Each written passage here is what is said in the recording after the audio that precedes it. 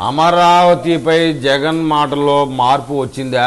జై అమరావతికి జై కొట్టేదానికే సిద్ధమయ్యాడా? ఎందుకంటే వైసీపీ కూడా ఇక శాశ్వత రాజధాని అమరావతి అనే నిర్ణయానికి వచ్చిందా అంటే వాతావరణాన్ని బట్టి రాజకీయ ఉద్దండులను వాళ్ళ మాటలను వినేదాన్ని బట్టి జగన్మోహన్ రెడ్డి కూడా ఇక మీదట జై అమరావతి అంటాడు అనేటటువంటి అప్డేట్ వచ్చిందండి. దాని మీద ఇప్పుడు మనం తెలుసుకుందాం. చంద్రబాబు సర్కారు అత్యంత ప్రాధాన్య అంశం రాజధాని అమరావతి నిర్మాణం. సంక్షేమ పథకాలు అమలు చేయడానికి డబ్బు కొరత గురించి చంద్రబాబు ఆయన కేబినెట్ లో మంత్రులు కూడా చాలా మంది మాట్లాడారు. కానీ అమరావతి నిర్మాణానికి వచ్చేసరికి డబ్బులు ఇబ్బందులు ఊసి ఎత్తకపోవడాన్ని మనం గమనించవచ్చు. భవిష్యత్తులో అధికార మార్పిడి జరిగిన రాజధానిని మార్చడానికి వీల్లేనంతగా తీర్చిదిద్దాలనేది చంద్రబాబు సర్కారు ఉద్దేశం.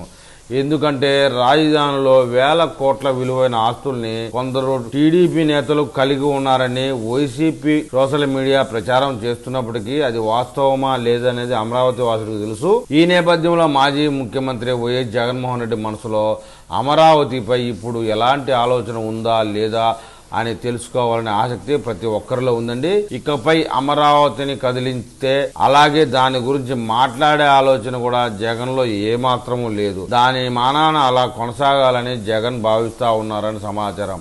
అందుకే అమరావతి అభివృద్ధికి 15,000 కోట్లు అప్పుగా కాకుండా గ్రాంటుగా ఇవ్వాలని లోక్సభలో బడ్జెట్లో చర్చలో భాగంగా వైసీపీ ఎంపీ మిథున్ రెడ్డి కోరడాన్ని ఆ పార్టీ ముఖ్య నాయకులైతే గుర్తు చేస్తా ఉన్నారు. మళ్లీ జగన్ వస్తే అమరావతిని మారుస్తారని భయపడాల్సిన అవసరం ఎంత మాత్రం లేదని ఈ విషయాన్ని సూచనగా చూసుకుని చెప్పవచ్చు. విశాఖకు రాజధాని ఇస్తామన్నప్పటికీ ఆ ప్రాంత వాసులు అందరి ఆదరించిన నేపథ్యంలో ఇక 3 ముక్కలాటకు స్వస్తి చెప్పడం ఉత్తమమని జగన్ బలంగా నిర్ణయించుకున్నట్లు ఆయన సన్నిహితులైతే చెప్తా ఉన్నారు. అందుకే అమరావతిపై ఎవరిలోనైనా భయాలు ఉంటే పక్కనే పెట్టచ్చు.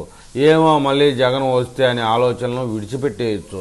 వైసీపీ కూడా ఇక శాశ్వత రాజధాని అమరావతి అనే నిర్ణయానికి వచ్చిందని చెప్పేయచ్చు.